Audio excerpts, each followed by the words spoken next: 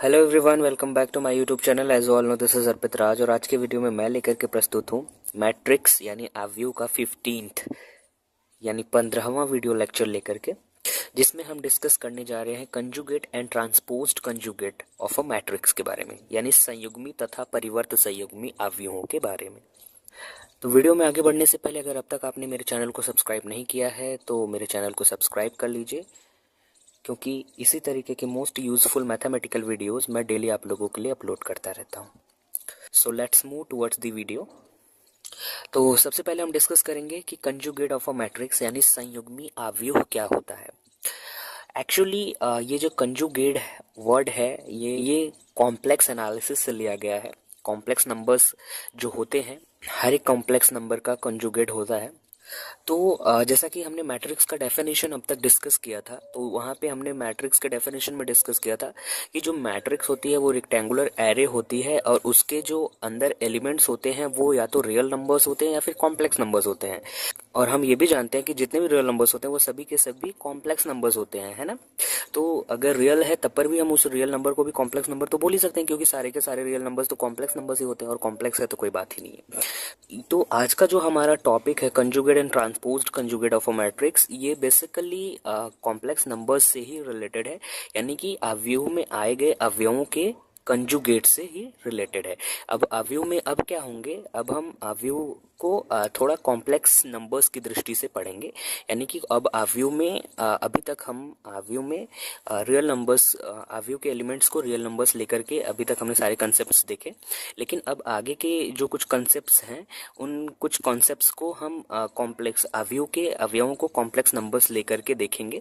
तो complex numbers के जो प्रॉपर्टीज होती हैं, उन्हीं प्रॉपर्टीज के आधार पे अवयवों का भी विभाजन हो जाता है और लगभग उन सेम कंसेप्ट पर अवयवों के भी कुछ सेम कंसेप्ट्स होते हैं, जिसको कि हम आज डिस्कस करेंगे। तो जैसा कि मैट्रिक्स का एलिमेंट जो होता है वो कॉम्प्लेक्स नंबर हो सकता है, मीन से कॉम्प्लेक्स नंबर होता है, तो कॉम्प्लेक्स का कंजुगेट भी होता है। तो इस तरीके से चूंकि अवयव के एलिमेंट्स कॉम्प्लेक्स नंबर्स भी हो सकते हैं और हर एक कॉम्प्लेक्स नंबर का कंजुगेट होता है, तो इसी कॉन्सेप्ट पर आधारित है आज का हमारा topic, conjugate and transposed conjugate of a matrix. तो चलिए डिस्कस करते हैं कंजुगेट ऑफ अ मैट्रिक्स यानी संयुग्मी आव्यूह। सो इसका डेफिनेशन कहता है, if we have a matrix A equals to Aij, then the matrix which is obtained by replacing the elements of A by their corresponding conjugate complex numbers is called the conjugate of A. It is represented as A bar. यानी कि मान लीजिए कि आपके पास कोई भी एक अवयव A equals to Aij m cross n order का दिया गया है, तो एक ऐसा मैट्रिक्स जो कि अवयव ए से ही प्राप्त किया जाता है, किंतु अगर अवयव ए है तो अब यहाँ पे इसके जो एलिमेंट्स हैं हम मान के चल रहे कॉम्प्लेक्स नंबर्स हैं, तो अगर अवयव ए के प्रत्येक एलिमेंट्स जो कि कॉम्प्लेक्स नंबर्स हैं, उन सभी एलिमेंट्स की जगह पे हम उनके कंजुगेट कॉम्प्लेक्स नंबर्स लिख दें, यानी जो अवयव के एलिमेंट्स जो कॉम्प्लेक्स नंबर्स हैं अलग अलग, उन हर एक कॉम्प्लेक्स नंबर के जगह पे हम उन कॉम्प्लेक्स नंबर्स के कंजुगेट लिख दें, यानी कि कॉम्प्लेक्स नंबर्स को उनके कॉम्प्लेक्स कंजुगेट नंबर से रिप्लेस कर दें। तो इस तरीके से, और ये काम हम दिए गए अवयव ए के प्रत्येक एलिमेंट के लिए अगर कर देते हैं, तो इस तरीके से हम एक नया मैट्रिक्स ऑब्टेन करते हैं। उसी मैट्रिक्स को कहते हैं पहली मैट्रिक्स का कंजुगेट, है ना। यानी कि जिस तरीके से कॉम्प्लेक्स नंबर में आपको एक कॉम्प्लेक्स दिया जाता था और फिर बोला जाता था कि इसका कंजुगेट कॉम्प्लेक्स नंबर लिखो, जैसे a प्लस आई बी आपके पास एक कॉम्प्लेक्स नंबर होता था तो इसका कंजुगेट हो जाता था a माइनस आई बी, है ना। तो इसी तरीके से अब आपको एक मैट्रिक्स a दी जाएगी जहाँ की जिसके की एलिमेंट्स कॉम्प्लेक्स नंबर्स होंगे, फिर कहा जाएगा कि उसका कंजुगेट, इस मैट्रिक्स का कंजुगेट ज्ञात कीजिए। तो यानी कि आपको उस मैट्रिक्स में जितने भी कॉम्प्लेक्स नंबर्स हैं, एलिमेंट्स हैं, उन सभी के कंजुगेट उनके ही जगह पे उनके कंजुगेट से कंजुगेट नंबर्स लिख देंगे कॉम्प्लेक्स वाले। तो इस तरीके से जो मैट्रिक्स ऑब्टेन होगी वो मैट्रिक्स ए की कंजुगेट मैट्रिक्स कहलाएगी। इसे हम ए बार से प्रदर्शित करते हैं, यानी मैट्रिक्स ए के ऊपर बार लगा देंगे। जिस तरीके से अगर कोई कॉम्प्लेक्स नंबर जेड होता था तो उसके कंजुगेट को हम बार जेड से प्रदर्शित करते थे, उसी तरीके से अगर कोई एक मैट्रिक्स ए दिया गया तो उसके कंजुगेट मैट्रिक्स को हम ए बार से प्रदर्शित करते हैं। यहाँ पे मैंने एक पहला एग्जाम्पल लिया है जिसमें मैट्रिक्स ए इक्वल्स टू एक 2 ऑर्डर का स्क्वायर मैट्रिक्स दिया गया है, जिसके एलिमेंट्स 1 प्लस आई, 2 plus 3i, 5 plus 6i, minus 4i, जहाँ पे आई स्क्वायर इक्वल्स टू -1 होता है। तो यहाँ पे आप देख पा रहे हैं कि इस अवयव ए के प्रत्येक अवयव जो है वो कॉम्प्लेक्स नंबर्स दिए गए हैं। हमें इस अवयव ए का कंजुगेट लिखना है ना। तो इसका संयुग्मी अवयव हमें प्राप्त करना है। तो संयुग्मी अवयव को हम प्रदर्शित करते हैं ए के ऊपर बार से। ये हो जाएगा इक्वल टू जितने भी यहाँ पे एलिमेंट्स दिए गए हैं जो कि कॉम्प्लेक्स नंबर्स हैं, तो इनके हमें कॉम्प्लेक्स कंजुगेट से इन्हें रिप्लेस कर देना है। यानी 1 प्लस आई एक कॉम्प्लेक्स नंबर है, तो इसके जगह पे हमें 1 माइनस आई, इसका कंजुगेट 1 माइनस आई होगा, तो हमें 1 प्लस आई के स्थान पे 1 माइनस आई लिख देना है। इसी तरीके से 2 प्लस 3 आई है, एक कॉम्प्लेक्स नंबर है, तो इसका कॉम्प्लेक्स कंजुगेट होगा 2 माइनस 3 आई, है ना। इन द सेम वे यहाँ पे 5 प्लस 6 आई है, तो इसका कॉम्प्लेक्स कंजुगेट होगा 5 माइनस 6 आई। और फिर यहाँ पे माइनस 4 आई है, ये भी एक कॉम्प्लेक्स नंबर है जो कि प्योरली इमेजिनरी है, तो इसका जो कॉम्प्लेक्स कंजुगेट होगा आई का निशान, बस आई का निशान जो अगर धनात्मक है तो ऋणात्मक कर देते हैं और ऋणात्मक है तो धनात्मक, तो ये -4i का कॉम्प्लेक्स कंजुगेट हो जाएगा 4i। तो इस तरीके से ये जो मैट्रिक्स ए बार हमें मिला है, ये इस मूल मैट्रिक्स ए का कॉम्प्लेक्स कंजुगेट कहलाएगा, क्योंकि इस मैट्रिक्स के हर एक एलिमेंट्स जो हैं वो मैट्रिक्स ए के हर एक एलिमेंट के संगत संयुग्मी है, कॉम्प्लेक्स कंजुगेट है। इन द सेम वे यहाँ पे दूसरा एग्जाम्पल मैंने लिया है मैट्रिक्स बी, जो कि 2x3 ऑर्डर का एक मैट्रिक्स है। हमें इसका कंजुगेट मैट्रिक्स ऑब्टेन करना है, तो कंजुगेट मैट्रिक्स को हम बार बी से प्रदर्शित करेंगे।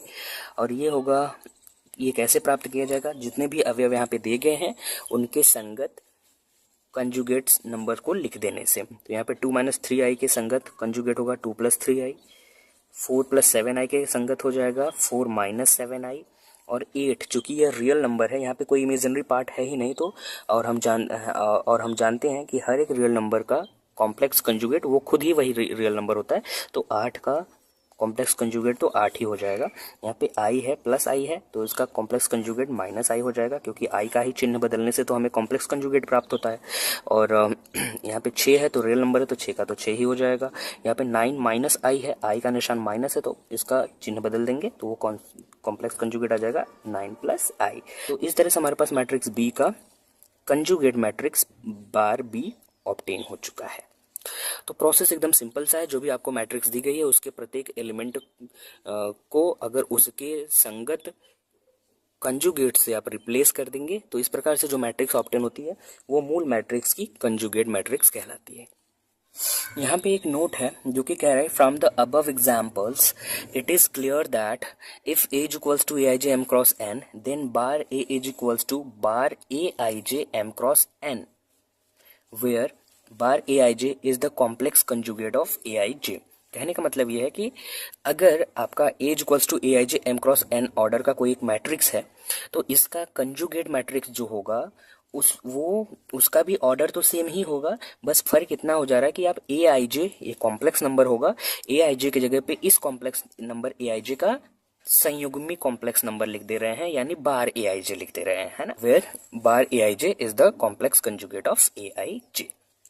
यहाँ पे एक नोट है जो कि कह रहा है, if a is a matrix having all it's elements real numbers, यानी ये अगर यदि a एक ऐसा अवयव है जिसके कि हर एक अवयव या तत्व रियल नंबर्स हैं, वास्तविक संख्याएं हैं, then we have a bar is equals to a, तब हमारे पास a bar is equals to a हो जाता है, यानी a का कंजुगेट भी a के ही बराबर आ जाता है यदि अवयव ए के सभी अवयव वास्तविक संख्याएं हो। क्योंकि अगर आप किसी अवयव के समस्त अवयव वास्तविक संख्या है, तो उनका जो कंजुगेट होता है वास्तविक संख्या का कंजुगेट वही वास्तविक संख्या हो जाती है ना।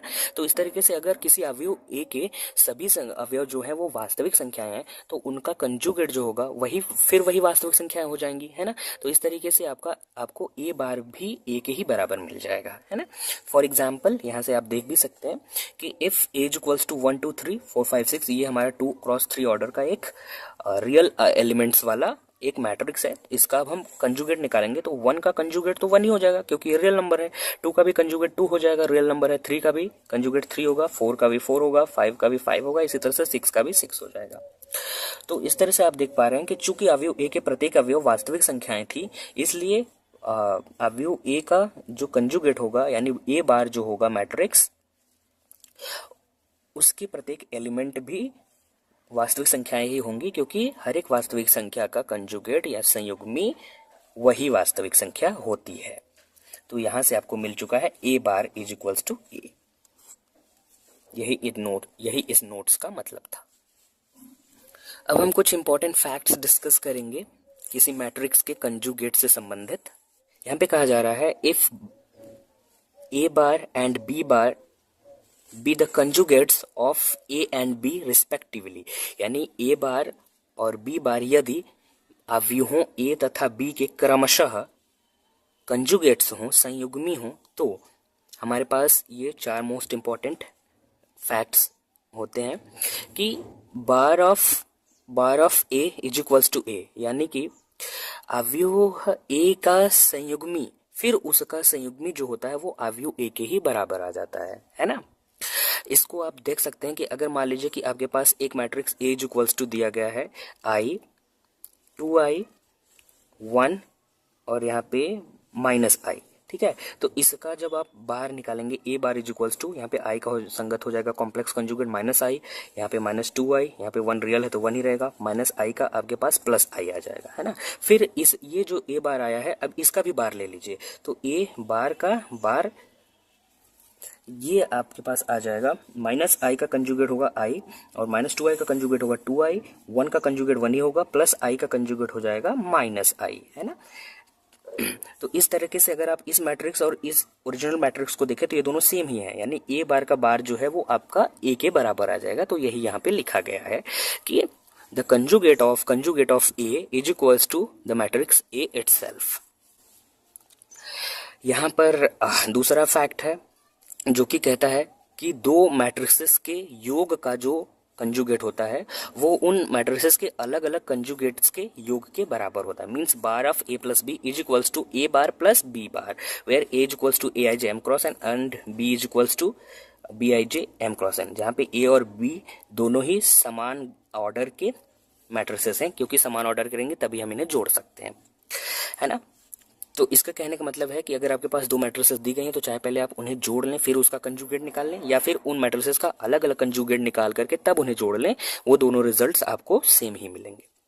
यहाँ पे तीसरा फैक्ट है, वो कह रहा है कि बार ऑफ के ए इज इक्वल्स टू के बार ए बार, वेयर के इज एनी कॉम्प्लेक्स नंबर, यानी कि आपके पास एक मैट्रिक्स ए दिया गया है और उसमें आप किसी एक कॉम्प्लेक्स नंबर से मल्टीप्लिकेशन कर रहे हैं, फिर उस मल्टीप्लिकेशन के बाद आप उसका बार ले रहे हैं, वो इक्वल हो जाता है। पहले आप ए का बार ले लीजिए और उस कॉम्प्लेक्स नंबर के का भी बार ले लीजिए, यानी दोनों के कंजुगेट्स निकाल लीजिए, फिर उन दोनों का मल्टीप्लिकेशन कर लीजिए, तो ये मल्टीप्लिकेशन और ये मल्टीप्लिकेशन का बार दोनों सेम होंगे एक दूसरे के। और चौथा नोट हमारा कहता है कि अगर आपके पास दो मैट्रिसेस हैं ए और बी, और तो उनका गुणा करके फिर उनका बार ले लीजिए, वो बराबर होता है, पहले आप ए का बार लीजिए फिर बी का बार ले लीजिए फिर उन दोनों का मल्टीप्लिकेशन कर दीजिए, तो the bar of A B is equals to A bar into B bar, where A and B being conformable to multiplication. Conformable to multiplication का मतलब कि भाई ए और बी का गुणा करने के लिए जो आवश्यक प्रतिबंध होता है कि ए में स्तंभों की संख्या बराबर बी में पंक्तियों की संख्या, वो होना चाहिए। यहाँ पे मैंने some concepts of complex numbers लिखे हैं। तो यहाँ पे पहला कॉन्सेप्ट है कॉम्प्लेक्स नंबर्स का, if z is equals to x plus I y is any complex number. यदि z is equals to x plus I y कोई कॉम्प्लेक्स नंबर हो तो हमारे पास होता है bar z is equals to x minus I y, यानी z का कंजुगेट जो होता है उसमें हम आई का बस चिन्ह बदल देते हैं तो हमें उसका संयुग्मी मिल जाता है, यानी जिसे हम बार जेड से प्रदर्शित करते हैं। तो bar z is equals to x minus I y, where i square is equals to minus 1 होता है। अब फिर कहा जा रहा है कि bar of bar z is equals to bar of x minus I y, यानी कि यहाँ पे जेड का बार है तो जेड का बार जो होता है वो एक्स माइनस आई वाई होता है, फिर इसका भी बार है तो ऊपर बार लगा दिया हमने। अब एक्स माइनस आई वाई एक कॉम्प्लेक्स नंबर है, इसका कंजुगेट होगा, आई का चिन्ह बदल देंगे, यहाँ माइनस है तो प्लस लिख देंगे, तो इसका जो बार होगा वो बराबर आ जाएगा एक्स प्लस आई वाई के, है ना। तो एक्स प्लस आई वाई क्या है, हमने जेड ही माना है एक्स प्लस आई वाई बराबर, तो यहाँ पे एक्स प्लस आई वाई बराबर जेड आ गया, यानी कि इस तरीके से हमारे पास आ गया bar of bar z is equals to z, है ना। तो अगर आप ध्यान से देखें तो ये जो दूसरा फैक्ट हमने यहाँ पर लिखा है, ये कॉम्प्लेक्स नंबर्स का जो मोस्ट इंपॉर्टेंट फैक्ट है, इसी फैक्ट का इस्तेमाल करके हमने ऊपर कंजुगेट मैट्रिसेस का फैक्ट लिखा है। अगर आप इस फैक्ट नंबर 1 को ध्यान से देखें जो कि है bar of A is equals to a, और कॉम्प्लेक्स नंबर में हम अभी को हमने डिस्कस किया कि bar of bar z is equals to z. तो जो कॉम्प्लेक्स नंबर का कंसेप्ट है वो मैट्रिसेस के भी कंसेप्ट में इस्तेमाल हो रहा है। इन द सेम वे ये जो तीसरा फैक्ट है ऊपर के फैक्ट्स में दूसरे नंबर का फैक्ट है, जहाँ पे दो कॉम्प्लेक्स नंबर्स आपको अगर दिए गए हैं तो उनका योग का जो बार होता है उनके योग का जो संयुग्मी होता है वो उन दोनों कॉम्प्लेक्स नंबर्स के अलग अलग संयुग्मी के योग के बराबर होता है। Means bar Z1 plus Z2 is equals to bar Z1 plus bar Z2, ये बार अलग अलग बट जाता है। और यही तीसरा वाला कॉन्सेप्ट हमने यहाँ पे मैट्रिसेस के केस में कॉन्सेप्ट नंबर 2 पर लिखा था कि bar A plus B is equals to bar A plus bar B. चौथा कंसेप्ट कहता है bar Z1 into Z2 is equals to bar Z1 into bar Z2, यानी कि दो सम्मिश्र संख्याओं का गुणनफल का संयुग्मी जो होता है उन दोनों सम्मिश्र संख्याओं के अलग अलग संयुग्मियों के गुणन के बराबर होता है ना। तो इसी कंसेप्ट का इस्तेमाल हमने किया है इस चौथे फैक्ट में कि दो मैट्रिसेस के मल्टीप्लिकेशन का जो कंजुगेट होता है उन मैट्रिसेस के अलग अलग कंजुगेट के मल्टीप्लिकेशन के बराबर होता है। फिफ्थ फैक्ट कहता है Z into Z bar is equals to, Z की वैल्यू होती है x प्लस आई वाई, तो जेड बार की वैल्यू होगी x माइनस आई वाई। इन दोनों का मल्टीप्लिकेशन करेंगे, एक ब्रैकेट में a प्लस बी दूसरे ब्रैकेट में a माइनस बी, तो a square minus B square होता है। यहाँ पे चूंकि b का मतलब आई स्क्वायर वाई स्क्वायर है तो आई स्क्वायर का मान -1 रखेंगे तो यहाँ पे माइनस वाला प्लस बन जाएगा। तो यहाँ पे आ जाएगा आपके पास x square plus y square which is real, जो कि ये रियल नंबर है। यानी किसी कॉम्प्लेक्स नंबर और उसके संयुग्मी का गुणनफल एक वास्तविक संख्या होती है। अभी आप जानते हैं कि अगर z कोई कॉम्प्लेक्स नंबर है तो उसका जो मापांक होता है वो होता है under root x square plus y square, और यहाँ पे z bar is equals to आ चुका है x square plus y square. तो यहाँ पे अंडर रूट है, इसका मतलब ये जो जेड बार है वो मापांक के वर्ग के बराबर होगा क्योंकि यहाँ पे अंडर रूट नहीं है। तो Z bar is equals to mod z square होता है।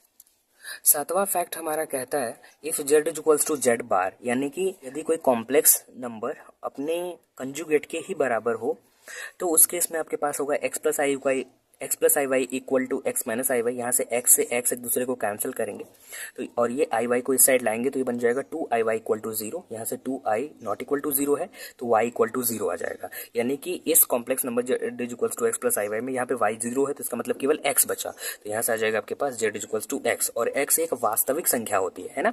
तो यहाँ से आपके पास आ चुका है z is equals to x यानी purely real. It means that z is real purely real when y is equals to 0। जब y 0 होता है तो complex number z purely real होता है, पूर्णतः वास्तविक होता है। And similarly z is purely imaginary, z पूरी तरीके से काल्पनिक होता है यदि x इज इक्वल्स टू 0 हो जाए।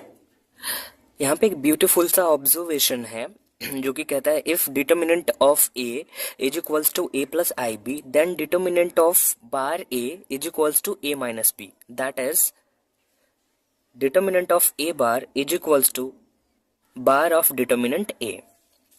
यानी कहने का मतलब यह है कि अगर आपके पास एक अवयव a दिया गया है जिसके कि एलिमेंट्स कॉम्प्लेक्स नंबर्स हैं तो ऑब्वियसली जब आप डिटर्मिनेंट निकालेंगे तो आपके पास जो उसका डिटर्मिनेंट आएगा वो भी एक कॉम्प्लेक्स नंबर ही आएगा। ऐसा आप कोई भी एक एग्जांपल लेकर के कॉम्प्लेक्स नंबर्स के केस में चेक कर सकते हैं। जैसे a है तो a बार अब हम निकाल सकते हैं आसानी से, तो मैट्रिक्स a बार का जो डिटर्मिनेंट होगा वो a माइनस आई बी हो जाता है। यानी कि आपने अगर डिटर्मिनेंट a का निकाल लिया है तो आपको अगर a बार का डिटर्मिनेंट निकालना है तो फिर बस जो a का डिटर्मिनेंट था उसका कॉम्प्लेक्स कंजुगेट कर देंगे तो वो आपको a बार का डिटर्मिनेंट मिल जाएगा, है ना।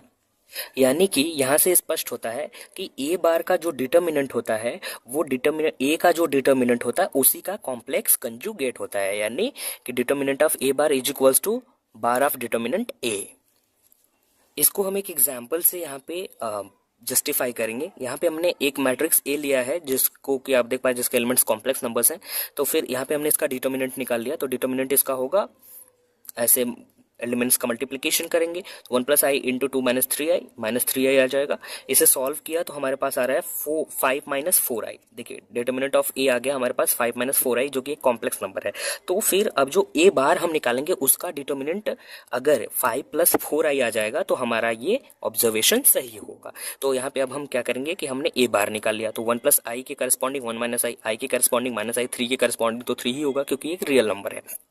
और उसी तरह से 2 माइनस 3i के करस्पॉन्डिंग 2 प्लस 3i हो जाएगा। अब हमने इसका डिटर्मिनेंट निकाला तो यहाँ से 1 माइनस आई इंटू 2 प्लस 3i और यहाँ पे माइनस ये 3 माइनस आई हो जाएगा, माइनस 3i आ जाएगा, है ना। तो ये माइनस और ये माइनस प्लस हो जाएगा। फिर से सॉल्व किया तो 2 plus 3i minus 2i plus 3 plus 3i। इसे आपने जब सॉल्व किया तो आपके पास आ रहा है 5 प्लस 4i। यहाँ पे आपका डिटर्मिनेंट a था 5 माइनस 4i और इसका कंजुगेट आप करेंगे तो 5 प्लस 4i आ जाएगा और वो कंजुगेट नंबर आ रहा है a बार के डिटर्मिनेंट के बराबर। तो यहाँ से आपको पता मिल चुका है कि जो a बार का जो डिटर्मिनेंट है वो बराबर होता है डिटर्मिनेंट a के बार के, है ना। तो यहाँ पे आप ध्यान रखिए कि अगर कोई मैट्रिक्स आपको ए दिया गया है जिसके के एलिमेंट्स कॉम्प्लेक्स नंबर्स हैं और उसका डिटर्मिनेंट आपने निकाला तो ए प्लस आई बी यानी एक कॉम्प्लेक्स नंबर आ रहा है, तो फिर ए का जो कंजुगेट होगा उसका जो डिटर्मिनेंट होगा वो ए माइनस आई बी होगा, यानी कि डिटर्मिनेंट के ए के डिटर्मिनेंट के कॉम्प्लेक्स कंजुगेट होगा। अब हम डिस्कस करने वाले हैं transposed conjugate of a matrix क्या होता है ना। तो यहाँ पे डेफिनेशन है, the transpose of the conjugate of a matrix A is called the transposed conjugate of A. It is represented as A theta या फिर ए स्टार। कहने का मतलब है कि अगर आपके पास कोई एक मैट्रिक्स ए दिया गया है ना, तो फिर इसका आप कंजुगेट कर लीजिए, है ना। तो इसका कंजुगेट आसानी से निकाल सकते हैं। इसका कंजुगेट करने के पश्चात जो मैट्रिक्स आपको ऑब्टेन हो रही है उसका आप ट्रांसपोज कर लीजिए, तो वो कहलाता है transposed conjugate of a matrix ए। ठीक है, इसे हम ए की पावर थीटा या फिर ए के पावर स्टार से प्रदर्शित करते हैं। So clearly the conjugate of transpose of A is the same as the transpose of the conjugate of A, that is A dash bar is equals to A bar dash. कहने का मतलब ये है कि जो किसी मैट्रिक्स ए आपको अगर कोई दिया गया है तो उसका बार निकाल लें, फिर उसके बाद उसका ट्रांसपोज निकाल लीजिए। वो हमेशा इक्वल होगा कि पहले आप मैट्रिक्स ए का ट्रांसपोज निकाल लीजिए फिर उसका बार निकालिए। यानी आपको अगर एक कोई मैट्रिक्स ए गिवन है तो पहले आप उसका बार निकालिए फिर ट्रांसपोज निकाल लीजिए, या फिर उसका पहले ट्रांसपोज निकाल के फिर उसका बार कंजुगेट निकाल लीजिए। वो दोनों चीज़ें एक दूसरे के बराबर है, यानी आप फ्री हैं, आप पहले ट्रांसपोज निकालते हैं कि पहले कंजुगेट, इससे कोई फर्क नहीं पड़ने वाला है। ठीक है, वही चीज़ यहाँ पे लिखा गई, a power theta is equals to A dash bar is equals to A bar dash, है ना। तो यहाँ से चाहे आप पहले डैश निकाल के यानी ट्रांसपोज निकाल के फिर कंजुगेट निकालिए, या फिर कंजुगेट निकाल के फिर ट्रांसपोज निकालिए, दोनों चीज़ें ए टू द पावर थीटा के बराबर ही होंगी या फिर ए स्टार के बराबर होंगी। ठीक है, so thus we have A to the power theta is equals to A bar dash is equals to A dash bar. So clearly, if A is equals to aij m cross n, then A के power theta is equals to the conjugate of A and then the transpose of conjugate of A is equals to bar A j I n cross m। चूंकि यहाँ पे आपके पास matrix A है ना, फिर आप यहाँ पे क्या कर रहे हैं कि जो आपका A थीटा है वो पहले A बार या फिर पहले ए डैश जो भी आप ले रहे हो, मैंने यहाँ पे पहले ए बार निकाला है फिर उसका डैश निकाला है। तो जब हम पहले ए का ए बार निकालेंगे तो कोई ज़्यादा फर्क नहीं आएगा, आपको सेम ही ऑर्डर का मैट्रिक्स मिलेगा ए बार में, बस उसके नंबर्स जो इसके एलिमेंट्स होंगे मैट्रिक्स ए के करस्पॉन्डिंग कंजुगेट नंबर्स होंगे, है ना। तो यहाँ पे कंजुगेट होगा यानी कोई फर्क नहीं पड़ेगा, बस आई का चिन्ह माइनस आई हो गया होगा, है ना, ए बार में। फिर उसके बाद ए बार जो आया है इसका ट्रांसपोज लिया गया है ए पावर थीटा के लिए, तो जो आया ए बार उसका आप ट्रांसपोज ले रहे हैं। तो अगर आपका matrix A M cross N का था तो ट्रांसपोज हम जानते हैं एन क्रॉस एम का हो जाता है ना। तो इसलिए यहाँ पे लिख दिया गया इसका order N cross M A power theta का। और अभी चूंकि ए आई जे की जगह पे अब हमारे पास उसके कंजुगेट होंगे, तो ए आई जे का कंजुगेट बार ए आई जे होता है, लेकिन यहाँ पे हम ट्रांसपोज कर रहे हैं तो ए आई जे वाला जो एलिमेंट ए में था वो ए जे आई पोजिशन पे चला जाएगा ए थीटा में, क्योंकि इसका हम ट्रांसपोज भी यहाँ पे करें तो ए आई जे वाला एलिमेंट ए जे आई वाला एलिमेंट हो जाता है ना। तो इस तरीके से अगर a is equals to A I J M cross n है तो a theta is equals to हो जाता है आपका bar a j i n cross m, है ना। तो यहाँ से a theta is equals to आ गया bar a j i n cross m. यहाँ पे एक एग्जाम्पल लिया गया है और हमें यहाँ पे मैट्रिक्स ए दिया गया है जो कि ऑर्डर 2 का एक स्क्वायर मैट्रिक्स है जिसके एलिमेंट्स कॉम्प्लेक्स नंबर्स हैं। हमें यहाँ पे as to the power theta प्राप्त करना है। तो ये as to the power theta प्राप्त करने के लिए पहले हम कंजुगेट निकाल रहे हैं। आप फ्री हैं, आप चाहे तो पहले ए डैश भी निकाल सकते थे। तो मैंने यहाँ पे ए बार निकाला, ए बार इज इक्वल्स टू मेरा आ जाएगा इनके संगत कंजुगेट नंबर से इन्हें रिप्लेस करेंगे तो 1 प्लस आई के करस्पॉन्डिंग 1 माइनस आई के करस्पॉन्डिंग माइनस आई, 3 के करस्पॉन्डिंग 3 ही रहेगा क्योंकि ये रियल नंबर है, और 2 माइनस 3 आई के करस्पॉन्डिंग 2 प्लस 3 आई आ जाएगा, है ना। फिर यहाँ से इस तरीके से हमने ए का कंजुगेट मैट्रिक्स प्राप्त कर लिया। अब हमें ए पावर थीटा निकालना है, इसे यानी इस कंजुगेट का ट्रांसपोज करना होगा। तो यहाँ पे इसलिए मैंने लिखा ए थीटा इज इक्वल्स टू बार ए का डैश। तो यहाँ से हमें आ जाएगा इस ए बार में जो पंक्तियां हैं उन्हें इस ए बार डैश में हम स्तंभ बनाएंगे। तो 1 माइनस आई और ये माइनस आई यहाँ पर आ जाएगा स्तंभ में। इसी तरीके से ये दूसरी पंक्ति इस अवयव का दूसरा स्तंभ बन जाएगी, तो 3 2 प्लस 3 आई आ जाएगा। तो इस तरीके से हमारे पास ए के पावर थीटा की वैल्यू आ गई एक स्क्वायर मैट्रिक्स ऑर्डर 2 का जिसके एलिमेंट्स है 1 minus I 3 minus I 2 plus 3 I. This is the required answer. तो इसी तरीके से आपको कोई भी एक अवयव दिया रहेगा और उसका आपको ट्रांसपोज्ड कंजुगेट निकालना है, तो आप चाहे पहले कंजुगेट निकाल के फिर ट्रांसपोज करें या फिर ट्रांसपोज निकाल के फिर कंजुगेट करें, आपको सेम रिजल्ट मिलेगा। मैं यहाँ पे करके दिखाता हूँ। पहले अब मैं यहाँ पे ए डैश अगर निकालना चाहूँगा तो यहाँ पे ए डैश की वैल्यू आ जाएगी 1 + i। आप जानते होंगे कैसे किया जाता है, 3, और यहाँ पे हो जाएगा 2 - 3i। अब हम इसका बार निकालेंगे, तो ए डैश का बार जब मैं निकालूंगा तो यहाँ पे 1 - i आ जाएगा, 3 का 3 ही रहेगा, i का -i हो जाएगा, 2 - 3i का 2 + 3i हो जाएगा। अब आप इन दोनों मैट्रिसेस को ध्यान से देखें तो ये दोनों मैट्रिसेस आपको सेम ऑर्डर की और सेम करस्पॉन्डिंग एलिमेंट्स वाली हैं। तो यहाँ से आपके पास आ जाएगा ए डैश का bar is equals to A bar का dash is equals to A dash का bar is equals to a⁴ तो कोई फर्क नहीं पड़ता, पहले आप कंजुगेट लेकर के ट्रांसपोज ले रहे हैं या फिर ट्रांसपोज लेकर के कंजुगेट ले रहे हैं, आप फ्री हैं, इसमें कोई कंफ्यूजन नहीं होना चाहिए। यहाँ पे ट्रांसपोज कंजुगेट से रिलेटेड कुछ इंपॉर्टेंट फैक्ट्स हैं जिसे हम 1 by 1 करके डिस्कस करेंगे। यहाँ पे कहा जा रहा है if a⁴ and b⁴ be the transposed conjugates of a and b respectively then, यानी a⁴ और b⁴ जो हैं वो ट्रांसपोज कंजुगेट हैं ए और बी के क्रमशः। तो हमारे पास होगा a⁴ के power theta is equals to ए, यानी कि किसी अवयव ए का ट्रांसपोज कंजुगेट ले लीजिए, फिर जो आया है वो मैट्रिक्स उसका भी ट्रांसपोज कंजुगेट कर लीजिए, तो आपको सेम मैट्रिक्स ए ही मिलती है। आप ऐसा कोई एग्जांपल लिखे करके देख सकते हैं। उसी तरीके से यहाँ पर ट्रांसपोज कंजुगेट ऑफ अ सम है, यानी कि दो अवयवों के योग का जो ट्रांसपोज कंजुगेट होता है उन अलग अलग अवयवों के ट्रांसपोज कंजुगेट के योग के बराबर होता है। Means a + b⁴ equal to a⁴ plus b⁴, where a and b are of the same size, क्योंकि सेम साइज होंगे तभी हम उन्हें जोड़ सकते हैं।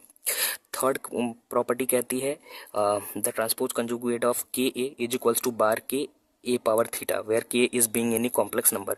जहाँ पे k कोई कॉम्प्लेक्स नंबर है तो ऑब्वियसली उसका जब हम कंजुगेट करेंगे इस मैट्रिक्स का तो उस नंबर का भी कंजुगेट हो जाएगा, इसलिए यहाँ पे बार k और a⁴ हो जाता है। तो इस रिजल्ट को आप याद रखें।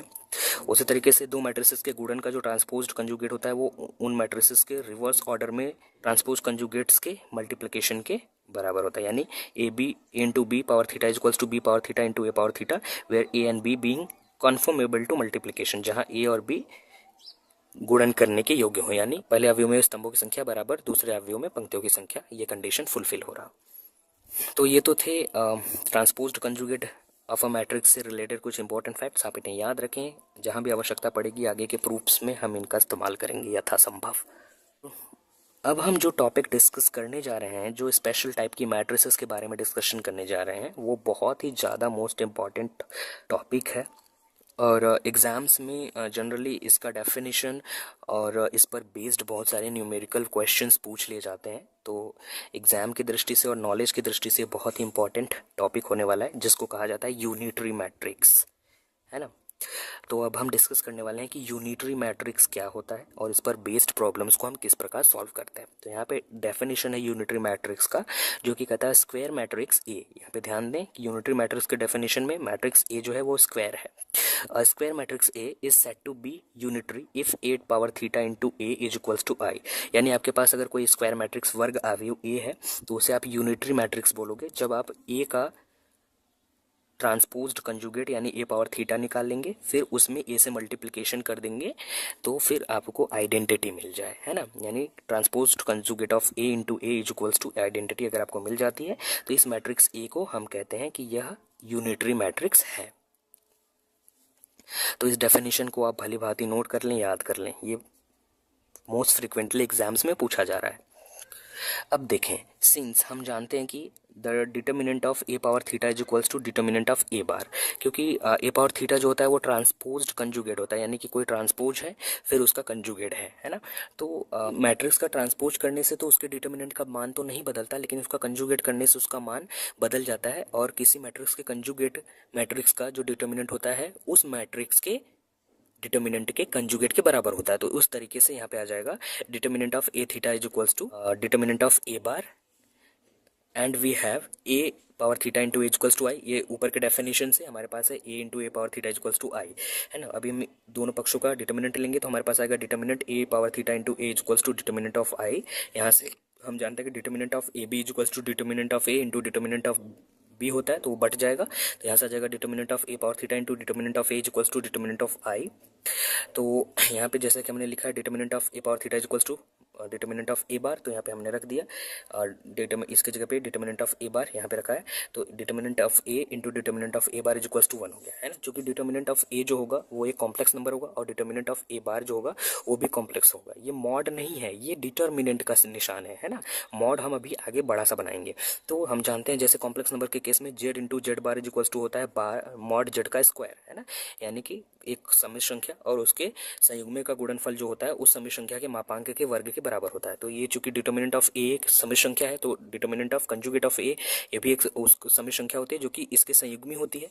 तो यहाँ से ये एक नंबर कॉम्प्लेक्स नंबर और इसका ये संयुग्मी, तो इनका मल्टीप्लिकेशन उस कॉम्प्लेक्स नंबर के मॉड के बराबर होगा। तो यहाँ पे ये कॉम्प्लेक्स नंबर हमारा डिटर्मिनेंट ए है, तो इसका मॉडुलस हमने ले लिया square of mod of determinant A is equals to 1 आ गया, क्योंकि आइडेंटिटी मैट्रिक्स का डिटर्मिनेंट 1 होता है ना।